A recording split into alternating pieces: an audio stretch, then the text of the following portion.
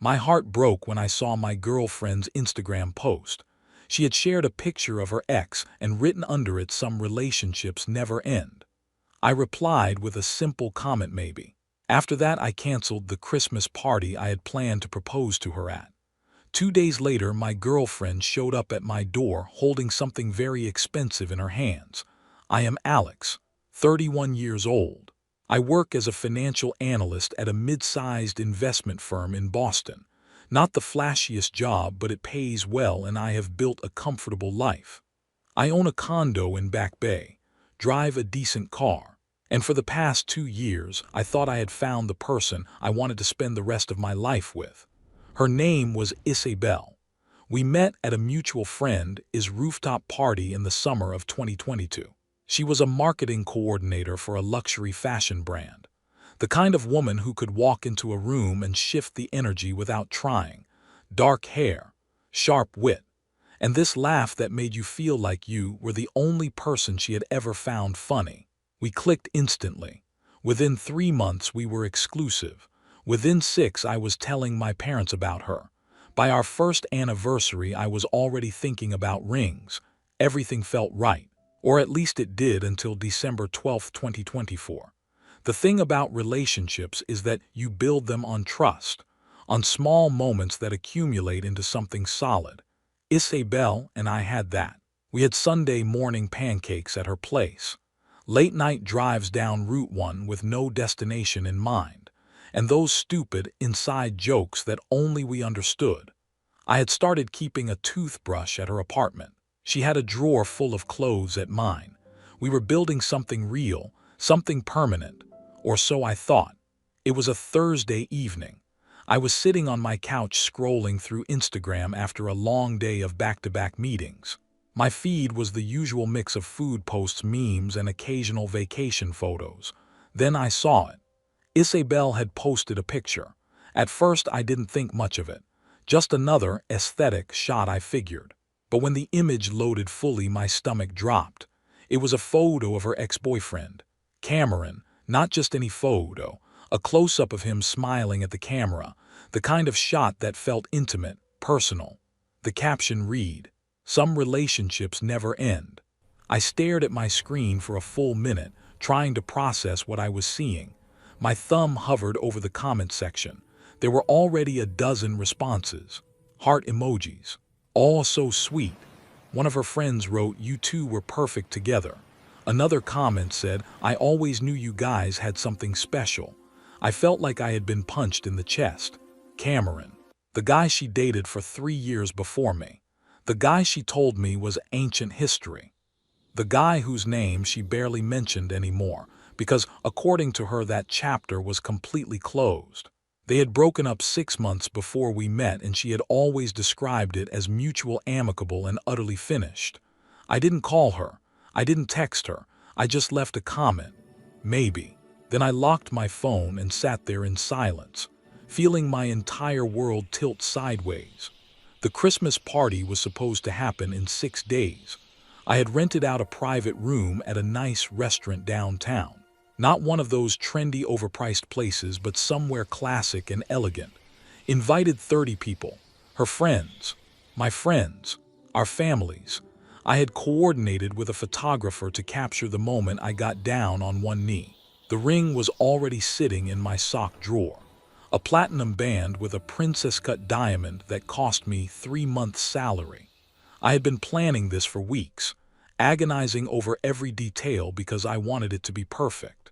I canceled everything that night. The restaurant refunded half the deposit. I sent a group text to everyone saying the party was off due to unforeseen circumstances. My mom called, immediately confused and worried, but I didn't have the energy to explain. I just told her I would talk to her later. My best friend Jake texted asking if I was okay. I left him on read. Isabelle texted me around 10 p.m. Isabelle, "Hey babe, you okay? Saw your comment on my post. What did you mean by maybe?" I didn't respond. She called twice. I let it go to voicemail both times. I poured myself a glass of whiskey and sat on my balcony in the freezing December air watching the city lights blur together. I kept thinking about that caption. Some relationships never end. What the hell did that mean? Was it a declaration, a confession? Was she telling the world, telling me, that she still had feelings for him? I felt stupid. I felt betrayed. I felt like the guy who gets blindsided in every bad romantic comedy. Except this wasn't funny. This was my life. If you would have reacted the same way, hit the subscribe button. We talk about navigating relationship challenges here on Story Sparks. Friday morning, I woke up to 17 messages from her. Alex, what is going on? Are you mad at me? Please talk to me. I do not understand what I did wrong. Baby, please, you are scaring me. I finally replied around noon. We need to talk. Not now, I need some time. She responded immediately. Time for what? What is happening? Did I do something? I didn't answer. That weekend was brutal. I couldn't eat, couldn't focus on anything. I kept replaying the post in my head, dissecting every word of that caption. I stalked Cameron's profile, something I hadn't done in over a year. He looked good, happy, successful. He worked in tech, some startup that had recently gotten funding. His Instagram was full of gym photos, travel shots, and motivational quotes. The kind of guy who had his life together. I hated him. I hated that I was comparing myself to him. I hated that Isabelle had chosen to post about him instead of deleting that part of her life like I had assumed she had. On Sunday afternoon, she showed up at my door. I wasn't expecting her. I was in sweatpants and a hoodie, unshaven, looking like I hadn't slept in days. Because I hadn't. When I opened the door, she was standing there holding a large shopping bag from Tiffany and Co. She looked exhausted. Her eyes were red and puffy, makeup smudged like she had been crying on the drive over. Alex, she said, her voice shaky. Can I come in? I stepped aside and let her in without saying anything. She set the bag on my coffee table and turned to face me. Her hands were trembling. I do not know what I did, she said, her voice cracking. But whatever it is, I am sorry. I need you to talk to me. Please, I crossed my arms. You posted a picture of Cameron, she blinked. What? On Instagram, Thursday night. You posted a picture of your ex and said some relationships never end. What the hell was that, Isabelle? Her face went pale. Oh my God, Alex. That wasn't what? Wasn't you being completely disrespectful to our relationship? Wasn't you making me look like an idiot in front of everyone who follows you? No, she said, stepping closer. It wasn't like that at all, I swear. Then what was it like? She hesitated, and that hesitation made my blood boil. Explain it to me, I said, my voice cold. Because from where I am standing it looks like you are still hung up on your ex. I am not, she said quickly. Alex, I promise you I am not. Cameron called me last week. He told me his mom passed away. She had cancer. Stage 4. I went to the funeral to pay my respects. That is all it was. I stared at her. And you decided to post a tribute to him on social media. It wasn't a tribute to him, she said, her voice rising. It was a tribute to her, his mom. She was like a second mother to me when we were together. She used to invite me over for Sunday dinners. She taught me how to make her grandmother's lasagna recipe. When Cameron and I broke up, I lost her too. And when I heard she died, it broke my heart. I just wanted to acknowledge that. Then, why didn't you say that in the caption? Why didn't you mention her name? Why did you post a picture of Cameron and write something that makes it sound like you still have feelings for him? She opened her mouth, then closed it. Tears were streaming down her face now. I do not know. I wasn't thinking. I was emotional and I posted it without really thinking about how it would look. I didn't think. That is the problem, Isabelle. You didn't think. You didn't think about me. You didn't think about us. You just did what you wanted, and now I am supposed to be okay with it. This is a prime example of assumptive communication, posting something ambiguous without considering how your partner will interpret it. It creates unnecessary chaos. I am sorry, she said, her voice breaking completely. I am so sorry. I didn't mean to hurt you. I swear, Alex. There is nothing between me and Cameron. I love you. Only you. I have loved you since the day we met, and I have never looked back, not once. I looked at the Tiffany bag on the table. What is that? She wiped her eyes. I bought you a gift for Christmas. I wanted to give it to you early because I could tell something was wrong and I wanted to show you how much you mean to me. I didn't open it. I couldn't. I need you to leave, I said quietly. What? I need space, Isabelle. I cannot do this right now. She reached for my hand, but I pulled away. Please do not do this, she whispered. Please, I love you. We can fix this. I will delete the post. I will do whatever you want. Just please do not push me away. Just go. She stood there for a long moment staring at me like she was waiting for me to change my mind. When I didn't, she grabbed her purse, leaving the Tiffany bag behind, and walked to the door. Before she left, she turned back one last time. I love you, Alex. I hope you know that. Then she was gone. The next few days were a blur. I threw myself into work, staying late at the office, avoiding anything that reminded me of her. My coworkers noticed. My boss even pulled me aside on Tuesday to ask if I was okay. I told him I was fine, just dealing with some personal stuff. He didn't push. I kept the Tiffany bag on my coffee table unopened. Every time I walked past it, I felt this weight in my chest. Part of me wanted to open it. Part of me wanted to throw it away. On Wednesday, December 18th, my phone rang. It was an unknown number. I almost didn't answer, but something told me to pick up. Hello, is this Alex? A man's voice asked. Yeah, who is this?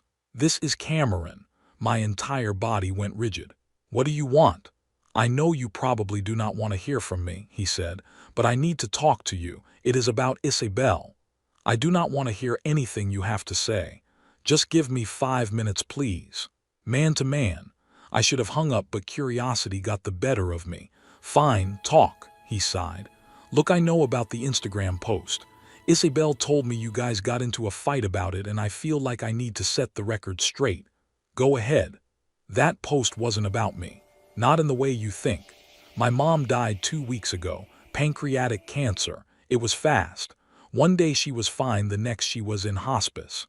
Isabelle came to the funeral because she was close with my family. My mom loved her. Even after we broke up, my mom would ask about her. When Isabelle showed up at the service, my mom would have been happy about that. That is it. There is nothing between us. There hasn't been for years. Then why did she post that? Because she is an idiot sometimes, he said bluntly. Look, I am not trying to defend her. She should have known better. But I am calling because I do not want you to throw away something good over a misunderstanding. Isabelle loves you. She talks about you all the time. Even at the funeral, when we caught up for 10 minutes, all she talked about was you. She told me you were going to propose. My heart sank. She told you that? Yeah. At the funeral, she said she was the happiest she had ever been. She said you made her feel safe in a way she had never felt before.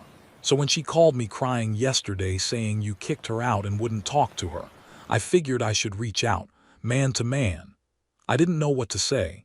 Look, Cameron continued, I get why you are pissed. If I were in your shoes, I would probably react the same way. But if you care about her at all, talk to her. Actually talk to her.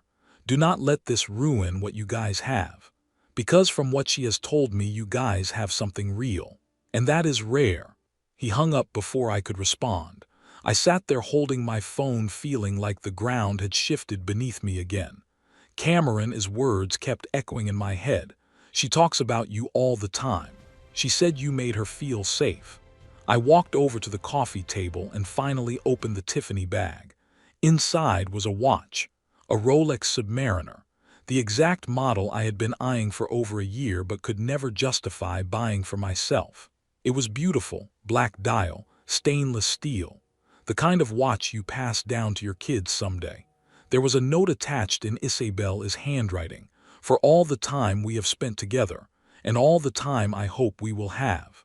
I love you, Isabelle. I sat on my couch staring at that watch for an hour.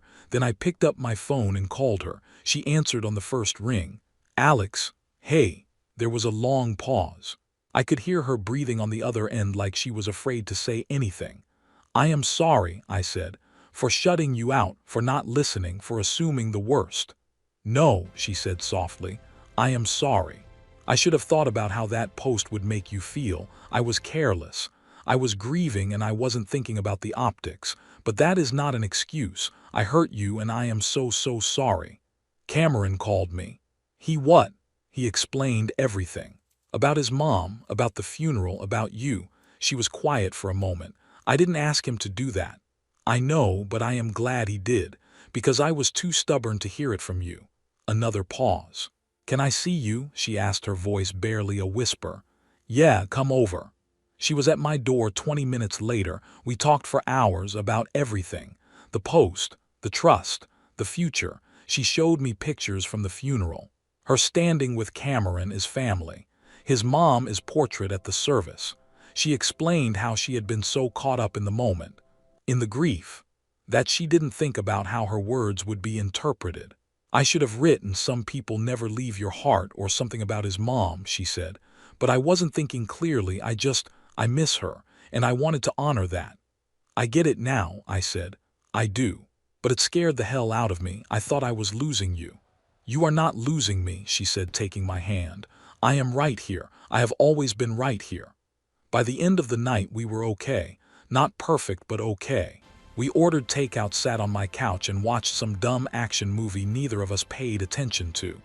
It felt normal again. Safe. I proposed to her on New Year's Eve. No party, no crowd. Just the two of us on my balcony watching the fireworks over Boston Harbor. The ring I bought was still in my sock drawer waiting. When I got down on one knee, she didn't even let me finish my speech before she said, yes. 3 months later, we are still together. Still figuring things out. I won't lie and say everything has been smooth. There are moments when I think about that post, about how close I came to walking away. But I also think about the watch, about Cameron's call, about the fact that sometimes people make mistakes without malicious intent. We have started going to couples therapy, not because we are in crisis, but because we want to build better communication habits. Isabelle deleted the post a week after everything happened. She sent an apology to me, not publicly, just privately. And we agreed that moving forward we would check in with each other before posting anything that could be misinterpreted. I do not know if that makes me smart or stupid, maybe a little of both. But for now, I am choosing to believe in second chances. I am choosing to believe that love isn't about perfection. It is about showing up for each other even when things get messy. And honestly, I am glad I didn't let pride destroy something worth fighting for. A lot of people have asked why I didn't just talk to Isabelle right away. Honestly, pride. Hurt, fear, I do not know. In the moment it felt like the right move. Looking back, maybe it wasn't. But I am learning that sometimes the right move is the one that feels uncomfortable.